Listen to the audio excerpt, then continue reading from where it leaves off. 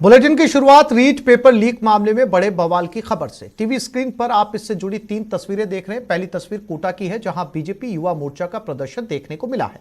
दूसरी तस्वीर अजमेर की, जहां छात्र शक्ति राजस्थान रीट दफ्तर का घेराव किया गया। तीसरी तस्वीर भरतपुर की, यहां भी रीट पर बवाल देखने को मिला है। कलेक्ट्रेट के बाहर पुलिस और प्रदर्शनकारियों के बीच झड़प भी हुई।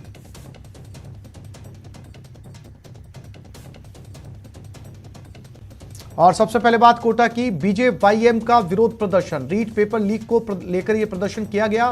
बीजेवाईएम ने यह पैदल मार्च निकाला। सर्किट हाउस से कलेक्ट्रेट तक ये मार्च निकाला गया। कलेक्ट्रेट पर भारी पुलिस तैनात रही। परीक्षा रद्द, सीबीआई से जांच की मांग की गई।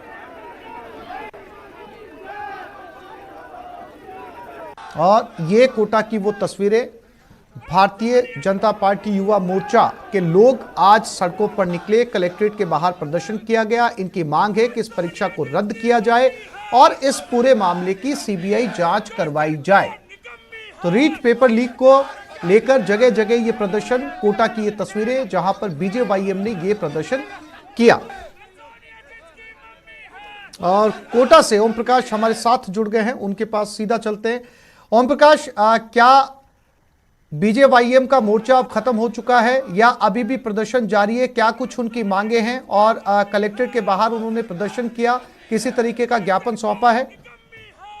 ओम प्रकाश जी, भाजपा युवा मोर्चा के जो तमाम पदाधिकारी है, कार्यकर्ता है, वो कलेक्ट्रेट पे जुटे हुए हैं और जो मुख्य पदाधिकारी है वो कलेक्ट्रेट के अंदर ज्ञापन देकर आए हैं। लेकिन तस्वीरों में जैसा कि दिखाया जा चुका है कि पूरा जो कलेक्ट्रेट परिसर को छावनी में तब्दील कर दिया गया। जोरदार हंगामा हुआ, पुलिस के भी और कार्यकर्ताओं के बीच झड़प हुई। क्या उनकी पूरी मुख्य डिमांड है, इसके लिए बातचीत करने के लिए हमारे साथ इनके पदाधिकारी भी मौजूद है, उनसे बातचीत करते हैं। क्या सर, आज क्या हुआ जो आपकी पुलिस कर्मियों से झड़प भी हुई, क्या मुख्य डिमांड है?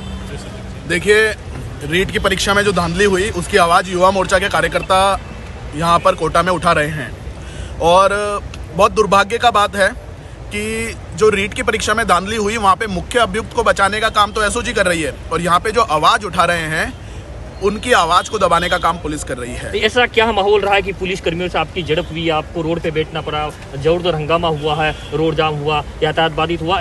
क्या आपकी मांग को क्या माना नहीं गया या पुलिस कर्मियों से क्या इस तरह की बहस हुई आपकी? मेरे को लगता है पुलिस की ट्रेनिंग में थोड़ी सी कमी है और उसके कारण से अननेसेसरी की टसल पुलिस के द्वारा प्रायोजित करके जो आंदोलन था उसको भटकाने का प्रयास कर रही थी। पर मैं युवा मोर्चा के कार्यकर्ताओं का धन्यवाद देता हूं, उनकी विजडम का धन्यवाद देता हूं कि उन्होंने आंदोलन को नहीं भटकने दिया। और उन्होंने, अगर पुलिस के द्वारा लाठीचार्ज भी किया गया, लाठी से मारा भी गया, तो उस परिस्थिति में युवा मोर्चा के जो कार्यकर्ता थे वो रीट के जो अभ्यर्थी हैं उनकी आवाज़ उठाते रहे। भाजपा युवा मोर्चा की तरफ से आपकी तरफ से कहा गया कि कल जयपुर में प्रदेश स्तर का आंदोलन किया जाएगा, क्या है? जी हाँ, जयपुर में कल सीएम के आवास का हम घेराव करेंगे और जो 26 लाख अभ्यर्थी हैं रीट के, उनकी आवाज़ उठाने का काम युवा मोर्चा के कार्यकर्ता कल जयपुर के अंदर करेंगे। इस तरीके से जिला मुख्यालयों पर प्रदर्शन हो रहे हैं, ये भी होते रहेंगे और जयपुर में कल बड़ा प्रदर्शन। तो ये है प्रदेश अध्यक्ष भाजपा युवा मोर्चा के। तो कुल मिला के ये कहा जा सकता है कि कोटा में जो भाजपा युवा मोर्चा द्वारा जो आज रैली निकाली, प्रदर्शन किया, उसमें जोरदार हंगामा हुआ, पुलिस कर्मियों के बीच जोरदार झड़प हुई। उनको अंदर जाने से रोकने के बाद ये जो है हंगामा बढ़ता गया और पुलिस को लाठियाँ बांधनी पड़ी और फिर उन कार्यकर्ताओं को खदेड़ा। इस दौरान फिर जो कार्यकर्ता है उनमें आक्रोश बढ़ता गया और जो कार्यकर्ता है मुख्य सड़क के बीच बैठ गए। उस समय जाम लग गया, काफ़ी देर तक यातायात बाधित रहा। कार्यकर्ताओं की और पदाधिकारियों की, भाजपा युवा मोर्चा की ओर से डिमांड है कि जो परीक्षा है उनमें सीबीआई जांच की जाए ताकि दूध का दूध और पानी का पानी हो जाए और करीब 26 लाख जो युवा है उनके भविष्य के साथ खिलवाड़ होने की जो प्रकाश रही है वो शायद। जानकारी के लिए आपका धन्यवाद। आगे बढ़ते हैं। उधर भरतपुर में भाजयुमो का प्रदर्शन, परीक्षा में धांधली करने का आरोप। प्रदर्शनकारियों की पुलिस के साथ धक्का मुक्की भी हुई। कलेक्ट्रेट दफ्तर के बाहर यह प्रदर्शन किया गया। पुलिस और प्रदर्शनकारियों के बीच झड़प भी देखने को मिली। तो कोटा के बाद भाजयुमो की ये तस्वीरें, कलेक्ट्रेट के बाहर ये घेराव किया गया और प्रदर्शनकारियों की पुलिस के साथ यहां पर भी धक्का मुक्की हुई। कोटा के बाद भरतपुर में बीजेवाईएम का ये प्रदर्शन और वही मांग जिसमें रीट की परीक्षा को रद्द करने की मांग की गई है, साथ ही सीबीआई जांच की मांग भी की जा रही है।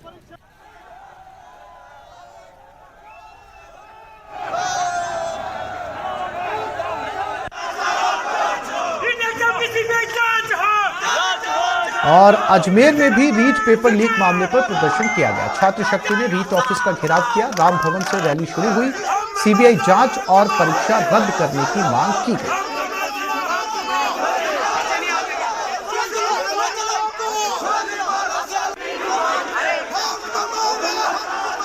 तो शहर शहर बीजेवाईएम का ये प्रदर्शन।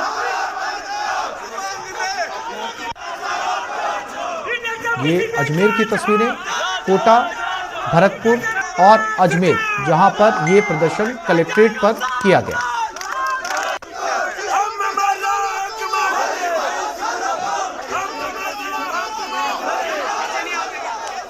और रीट पेपर लीक पर संग्राम जारी है। दौसा में बीजेवाईएम का उग्र प्रदर्शन हुआ।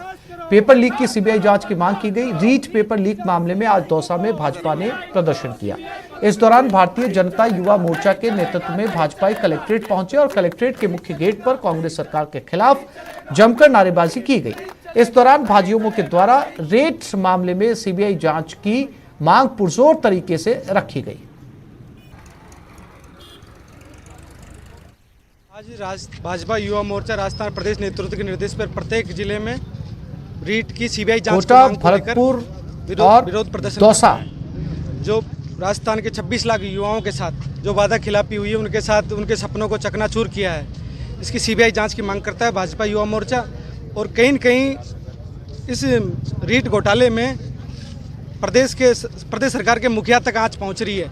इसलिए सीबीआई जांच की मांग को लेकर अशोक गहलोत साहब कहीं न कहीं इसको टालमटोल कर रहे हैं। इसलिए भाजपा युवा मोर्चा कल राजस्थान विधानसभा का घेराव भी करेगा। आज प्रत्येक जिले में विरोध जताने के लिए हम जिला कलेक्ट्रेट मुख्यालय पर आए हैं।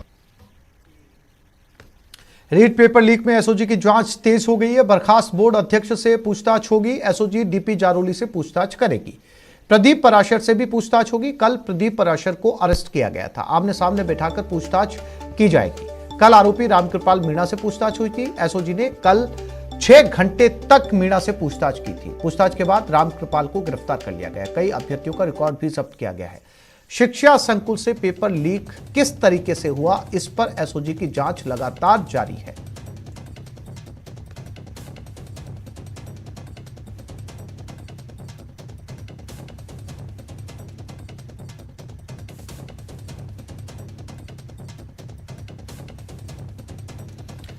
और अजमेर से हमारे संवाददाता चंद्रशेखर हमारे साथ जुड़ गए हैं। चंद्रशेखर, क्या अपडेट? एसओजी का डेरा अभी भी अजमेर में?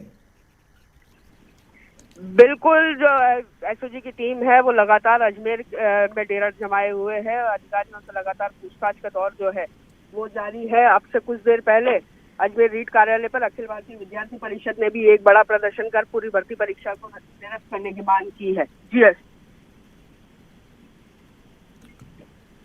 बिल्कुल चंद्रशेखर, क्या कुछ और कर्मचारियों या अधिकारियों से भी पूछताछ की आज गुंजाइश बन रही है अजमेर में? बिल्कुल, आज दोपहर तक माना जा रहा है कि बोर्ड के कुछ अन्य अधिकारियों के साथ भी एसओजी की जो टीम है वो पूछताछ कर सकती है पूरे मामले को लेकर। जब कल जो रामकृपाल मीणा है उनसे एसओजी ने लगातार 6 घंटे तक पूछताछ की और जो दस्तावेज जब्त किए उनका आकलन करने के बाद में हो सकता है कि एसओजी जो है पूरे मामले के अंदर कुछ बोर्ड के अन्य अधिकारियों से भी पूछताछ करें। जी आसिफ। चंद्रशेखर, जानकारी के लिए आपका धन्यवाद। महेश दादीच जयपुर से हमारे साथ जुड़ गए। महेश, अब शिकंजा धीरे धीरे कसता जा रहा है और लगातार जो है वो कई बड़े नाम अब सामने आने लगे हैं और आज मंत्री सुभाष गर्ग की प्रेस कॉन्फ्रेंस ने भी जो है वो बहुत कुछ इस मामले में बताने की कोशिश की है। अब आगे क्या ये बताया जा रहा है कि पराशर और जारोली की आमने सामने बैठाकर पूछताछ की जाएगी। एसओजी का डेरा अभी भी अजमेर में जो है वो जमाए हुए है। कुछ और गिरफ्तारियों की संभावना? महेश, देखिए, बिल्कुल आसिफ, जिस तरीके से एसओजी इस मामले की जांच कर रही है और इसमें जो नए तथ्य आने की संभावना है वो अभी लगातार बनी हुई है। जहां तक बात है प्रदीप पराशर की गिरफ्तारी की, तो इसके साथ में एक ये संभावना भी है कि जिस तरह से डीपी जारोली को बर्खास्त किया गया था, तो अब उन्हें आमने सामने बिठा करके जो तथ्यों का मिलान है वो भी किया जा सकता है। अभी डीपी जारोली की गिरफ्तारी की बात जो है वो केवल चर्चाओं में बनी हुई है।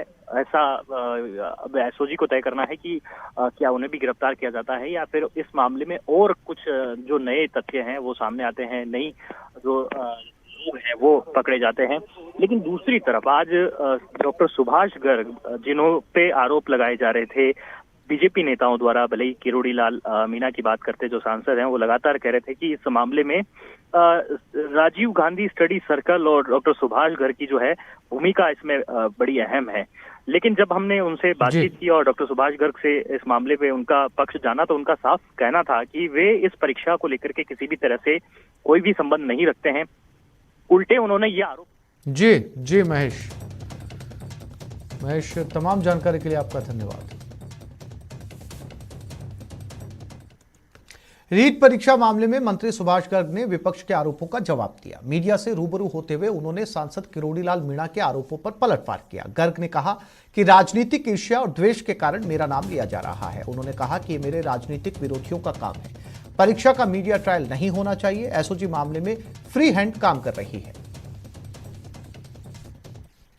मेरा ये मानना है कि जब अभी जांच सेशन जी एसओजी जांच कर रही है और जो सरकार का मकसद है, जो ये गैंग काम कर रहे हैं, चाहे वो नकल कराने वाले गिरोह हैं, पेपर लीक करने वाले गिरोह हैं, उनकी तह तक पहुंचना चाहिए।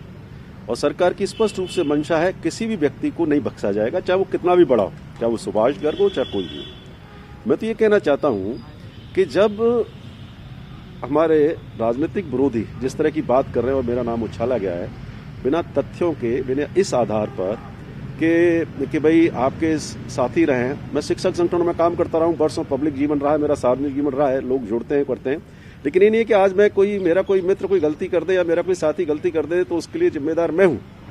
कानून अपनी कार्रवाई करेगा, कानून से ऊपर कोई नहीं है। और नेता प्रतिपक्ष गुलाब चंद कटारिया ने रीट पेपर लीक मामले में सरकार पर निशाना साधा। कटारिया ने कहा कि पेपर लीक प्रकरण में राजीव गांधी स्टडी सर्किल से जुड़े लोगों को क्यों जिम्मेदारी दी गई। सर्किल में इनकी नियुक्ति सीएम की सहमति से की गई थी। पेपर लीक प्रकरण के तार इन्हीं लोगों से जुड़े हुए हैं।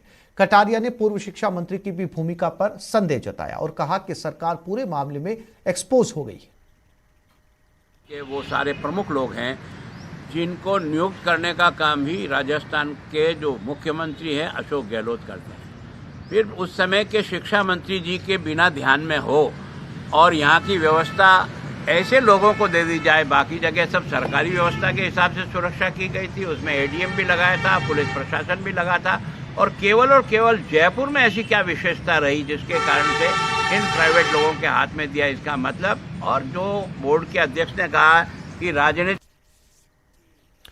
और ब्रेक के बाद मॉडल सुसाइड से सनसनी।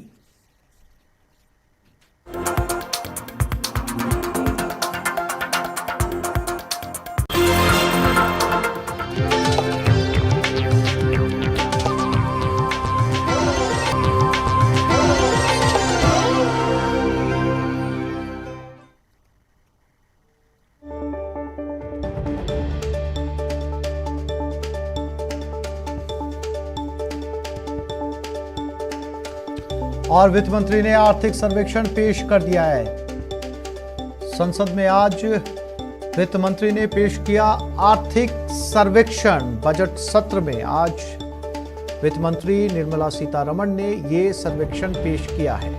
राष्ट्रपति के अभिभाषण के साथ बजट सत्र शुरू हो चुका है और अब आर्थिक सर्वेक्षण।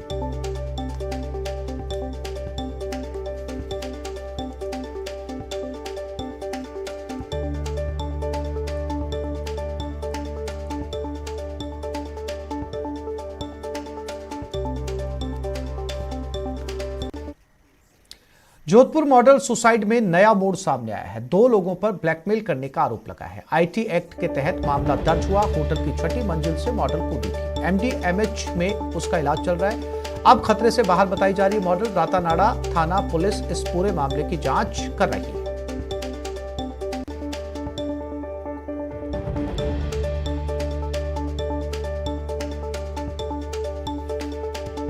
तो मॉडल सुसाइड अटेम्प्ट मामले में नया मोड़। 2 लोगों पर ब्लैकमेल करने का आरोप लगा। आईटी एक्ट के तहत मामला दर्ज किया गया। ये मॉडल इस होटल की 6वीं मंजिल से नीचे कूदी थी। हॉस्पिटल में भर्ती करवाया गया है। डॉक्टर्स ने बताया कि अब मॉडल खतरे से बाहर है।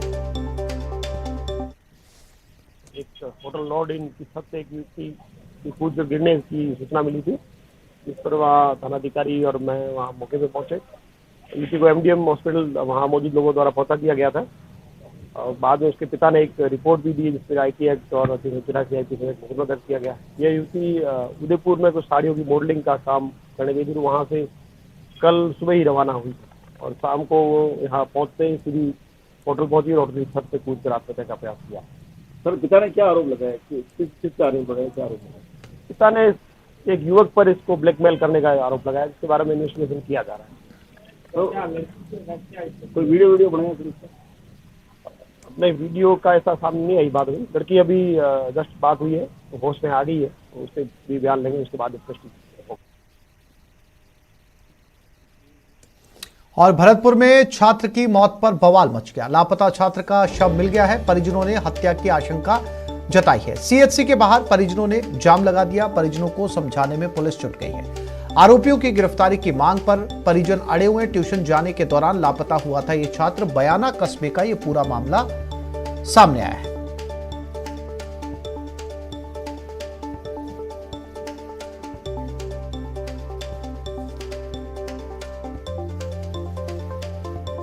उधर झुंझुनू के टमकोर में पंचायत भवन को नई बिल्डिंग में शिफ्ट करने की मांग को लेकर ग्रामीणों का धरना 5वें दिन भी जारी है। धरने पर बैठे रघुवीर धेतरवाल, सुनील प्रजापत, मनोज योगी, प्रमोद फगेड़िया की सेहत में लगातार गिरावट दर्ज की जा रही है।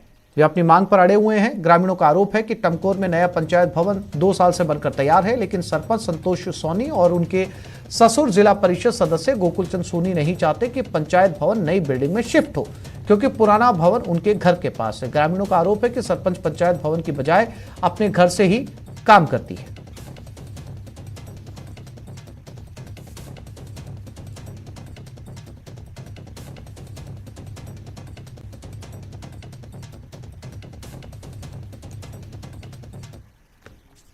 बिना लाइसेंस के ही बड़ी संख्या में गाइड्स के काम करने के विरोध में Jaisalmer tourist guide welfare society ने सांकेतिक प्रदर्शन किया। लोगों ने विश्व विख्यात सोनार दुर्ग में मानव श्रृंखला बनाकर प्रदर्शन किया।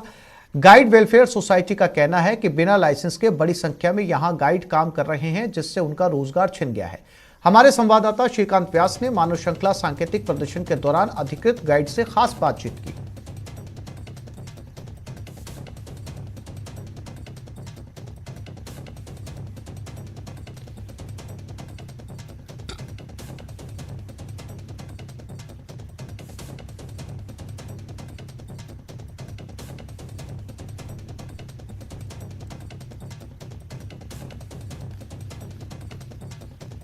अलवर में रात्रि गश्ती के दौरान एक डंपर चालक ने पुलिस गाड़ी पर डंपर चढ़ा दिया। जीप में सवार थानाधिकारी और 2 पुलिस के जवान कूदकर अपनी जान बचाई, लेकिन 2 पुलिस के जवान गाड़ी के अंदर ही फंस गए, जिससे दोनों को गंभीर चोटें आई।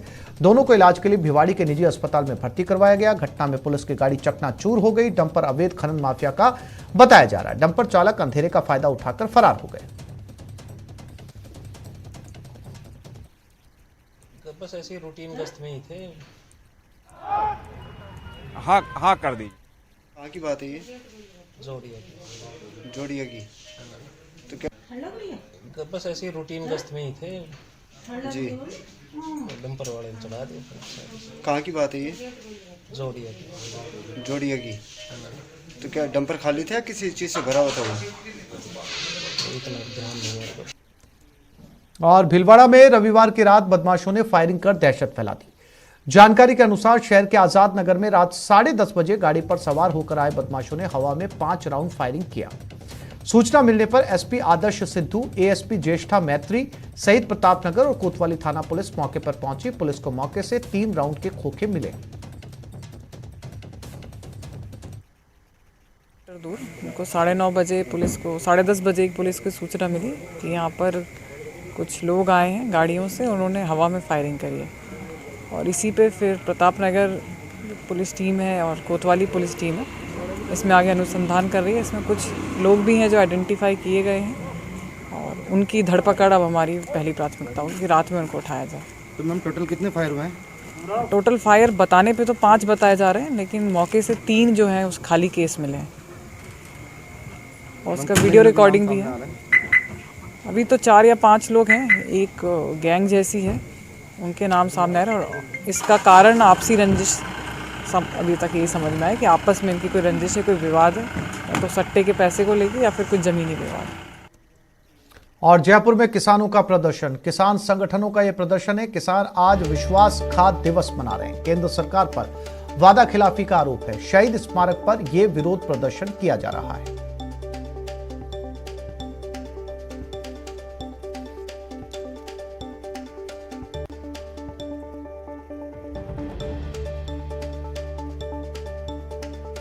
तो शहीद स्मारक पर आज किसानों का ये प्रदर्शन जारी है और आज के दिन को किसान विश्वासघात दिवस मना रहे हैं। दिनेश शर्मा हमारे साथ जुड़े हुए, उनके पास चलते हैं। दिनेश, क्या कुछ कहना है किसानों का इस प्रदर्शन में, और जब कृषि कानून वापस ले लिए गए तो फिर विश्वासघात कैसे?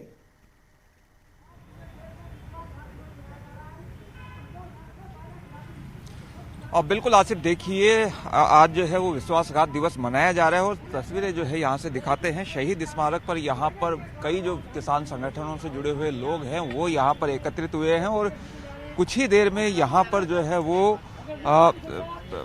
पुतला दहन कर जो है वो विरोध जताया जाएगा। केंद्र सरकार का पुतला दहन होगा और वादा खिलाफी का आरोप जो है वो केंद्र सरकार पर लगाया जा रहा है। वादा खिलाफी ये कि जब तकरीबन 1 साल से ज्यादा वक्त तक किसानों का जब आंदोलन चला था उसके बाद कुछ लिखित में वादे सरकार की ओर से किए गए थे, लेकिन अब किसानों का ये कहना है कि जो वादे किए गए उस वक्त वो वादे अभी तक पूरे नहीं हो पाए हैं और इसीलिए आज जो पूरे देश में जो है वो वादा खिलाफी दिवस मना रहे हैं, विश्वासघात दिवस मना रहे हैं और केंद्र सरकार का जो है पुतला दहन कर यहाँ पर विरोध प्रदर्शन जो है वो यहाँ पर किया जाएगा। तो आप देख सकते हैं तमाम जो किसान और मजदूर संगठनों से जुड़े हुए लोग हैं वो यहाँ पर जुटे हैं शहीद स्मारक पर और कुछ ही देर में जो है वो यहाँ पर पुतला दहन कर यहाँ पर विरोध प्रदर्शन जो है वो किया जाएगा। प्रदर्शन में जो लोग शामिल हैं उनसे हम लोग बात करने की कोशिश करते हैं। आप बताइए कैसे हुई वादा खिलाफी, कैसे हुई आप लोगों के साथ? देखिए, जो एमएसपी का जो कानून बनाना था वो इन्होंने नहीं बनाया। दूसरी बात, जो मीटिंग जो इनको बनानी चाहिए थी वो नहीं बनाया। बिल्कुल, तो देखिए यहाँ पर जो है वो तमाम जो लोग हैं वो अपनी बात कह रहे हैं और यहाँ पर संबोधित किया जा रहा है। राजाराम मिल जी है किसान यूनियन के अध्यक्ष, उनसे हम बात करते हैं। कैसे हुई विश्वासघात, कैसे हुआ आप लोगों के साथ? हमारा 3 काले कानून वापस लेने के बाद हम लोगों ने सरकार से बात करनी चालू करी और 15 दिन तक रस्साकसी चली, बात चल के लिखा पढ़ी के अंदर हुई कि भाई 3 काले कानून तो वापस हो गए। एमएसपी क्या कानून बनाया जावे, उन्होंने कहा एमएसपी पर हम कमेटी बनाएंगे और वो कमेटी फैसला करेगी। कमेटी के अंदर संयुक्त किसान मोर्चा की तरफ से किसान आएंगे। वो ये कह रहे थे कि भाई किसान के नाम से किसी और को ले लें। हमने वो कंडीशन लगाई कि हमारे संयुक्त किसान मोर्चा की तरफ से ही किसान आए। वो तय हो गया। एक जो पराली का जो कानून था वो कैंसिल करने की बात होगी। एक जो बिजली का मैटर था किसानों के लिए वो तय करनी थी। एक जो 750 किसान शहीद हुए उनको मुआवजा और उनके परिवार से एक नौकरी, वो बात हुई। एक 70,000 लोगों के केस हुए हैं पूरे देश में। एमएसपी पर कानून बनाने को लेकर किसानों का ये प्रदर्शन, जिसे वो विश्वासघात के दिन के तौर पर मना रहे हैं। तमाम जानकारी के लिए दिनेश, आपका धन्यवाद। यहाँ पर एक छोटे से ब्रेक के लिए रुक रहे हैं, जल्द लौटेंगे।